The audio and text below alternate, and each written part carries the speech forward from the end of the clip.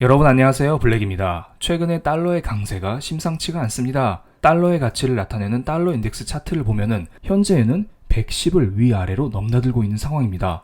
과거에는 달러 인덱스가 100을 넘기가 힘들었어요.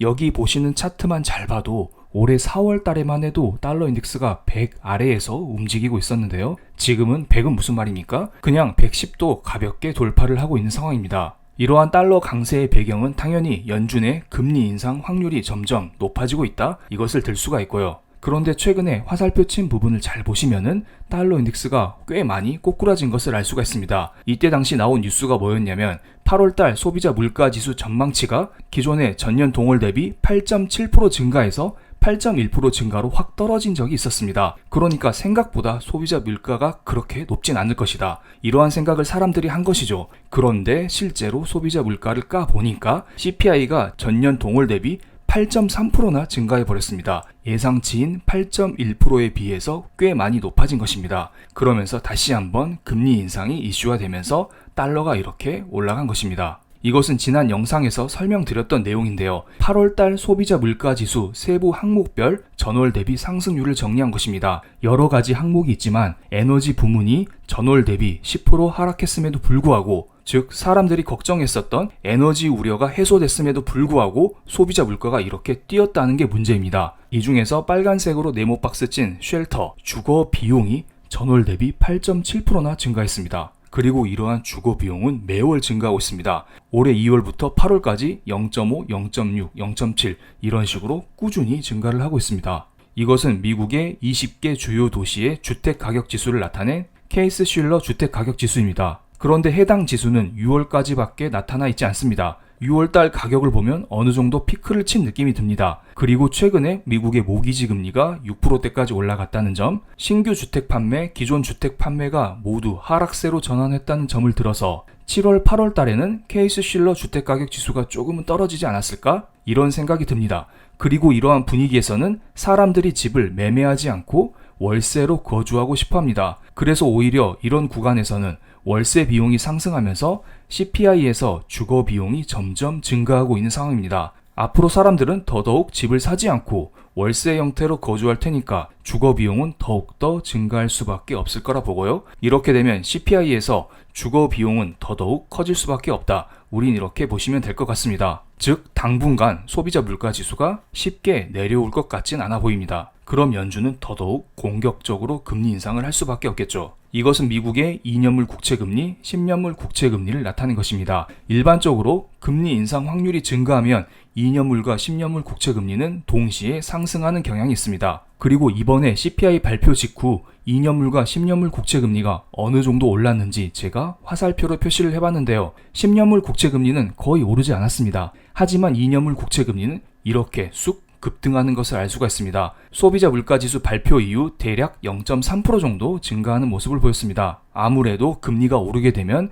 경제가 안 좋아지기 때문에 경제와 영향이 있는 10년물 국채금리는 천천히 오르는 느낌이 있고요. 연준의 금리 인상과 직접적으로 관련이 있는 2년물 국채금리는 팍팍 급등하는 것을 알 수가 있습니다. 이렇게 2년물 국채금리가 올라간다는 것은 많은 사람들이 금리 인상에 대해서 걱정을 하고 있다는 것인데요. 앞으로 연준회의가 3번 남아 있습니다. 9월달, 11월, 12월 이렇게 3번 남아있죠. 기존의 많은 전문가들은 9월달에는 75bp, 11월에는 50bp, 12월달에는 25bp 이런 식으로 금리 인상을 하긴 하겠지만 금리 인상 상승폭을 조금 더 줄여가지 않을까, 이러한 전망을 하고 있었는데요. 이번에 소비자 물가지수가 너무 높게 나오자, 게다가 주거 비용 같은 스티키 프라이스가 더욱더 높게 나오자 새로운 뷰가 등장했습니다. 바로 아래 정리되어 있는데 신규 뷰로는 9월 달에는 여전히 75bp를 올리겠지만 11월 달에도 역시 75bp를 가져가고 12월 달에는 분위기 봐서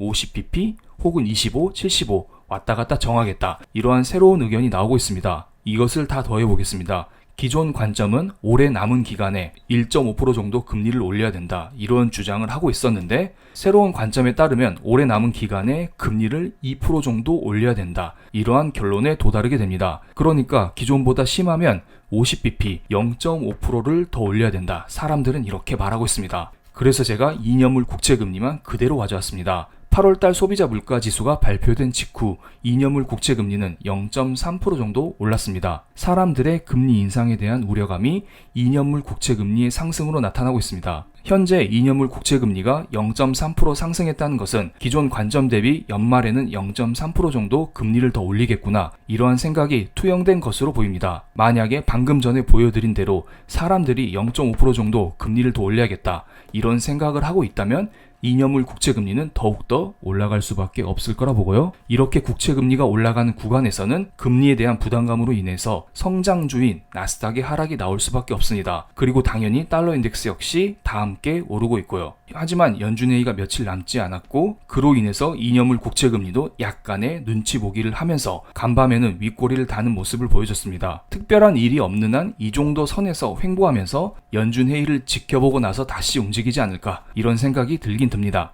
이렇게 미국에서 금리 인상 확률이 높아지면서 달러가 급등하니까 위안화와 원화가 엄청 깨지고 있는 상황입니다. 최근에 위안화 약세가 심각해지면서 마의 환율 구간인 달러당 7위안이 깨져버렸습니다. 위안화 약세가 심각해지자 9월 초에 중국에서는 위안화 지준율을 기존의 8%에서 6%로 2% 정도 낮춰 잡았습니다. 지준율이라는 것은 금융사가 고객으로 받은 예금 중에서 중앙은행에 의무적으로 적립해야 하는 비율을 나타낸 것인데요. 여기에 외화 지준율이기 때문에 은행이 의무적으로 달러를 보유하고 있는 비율을 낮춰줬다, 이렇게 보시면 됩니다. 외화 지준율이 낮아졌기 때문에 은행 입장에서는 그만큼 달러를 확보할 필요가 없겠죠. 즉 달러에 대한 수요가 감소할 수밖에 없습니다. 그리고 남은 2%에 대한 달러는 시중에 뿌릴 수가 있습니다. 즉 시장에 달러를 더 많이 공급해주면서 달러의 가치를 낮추는 역할을 합니다. 그런데 이러한 정책 발표에도 불구하고 위안화 가치는 더더욱 떨어지고 있는 상황입니다. 그러니까 중요한 것은 중국의 정책이 아닙니다. 바로 파월의 입이죠. 파월이 무슨 말을 하느냐에 따라서 달러의 강세 정도가 결정이 되고 이로 인해서 위안화의 강세 약세가 결정이 되게 됩니다. 이것은 중국만의 문제가 아니에요. 한국도 마찬가지입니다. 한국의 원달러 환율은 1,400원 부근까지 올라갔습니다. 그런데 간밤에 역의 원달러 환율이 뚝 떨어지면서 1,384원까지 내려왔네요.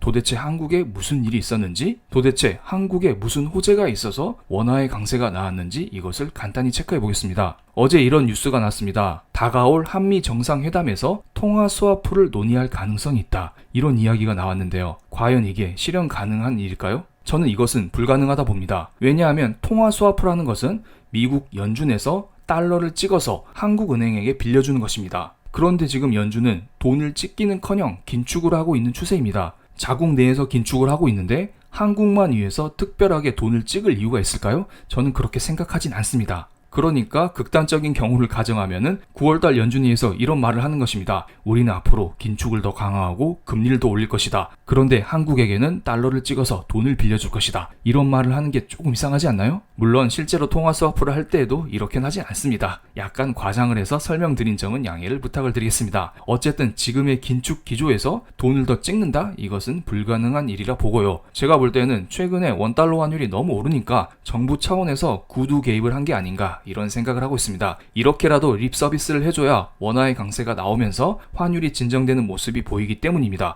실제로 원달러 환율이 일시적이지만 진정이 되긴 됐잖아요.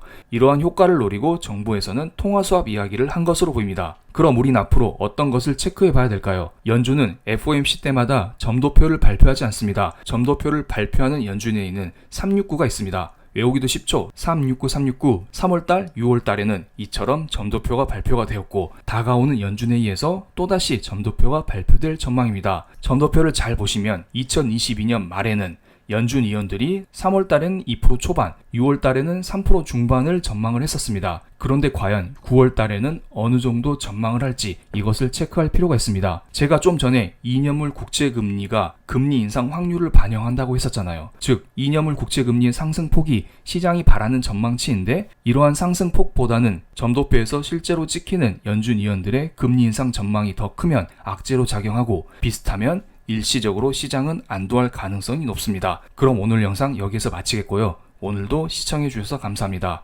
구독과 좋아요는 제게 큰 힘이 됩니다. 그럼 오늘 영상 여기서 마치겠습니다. 감사합니다.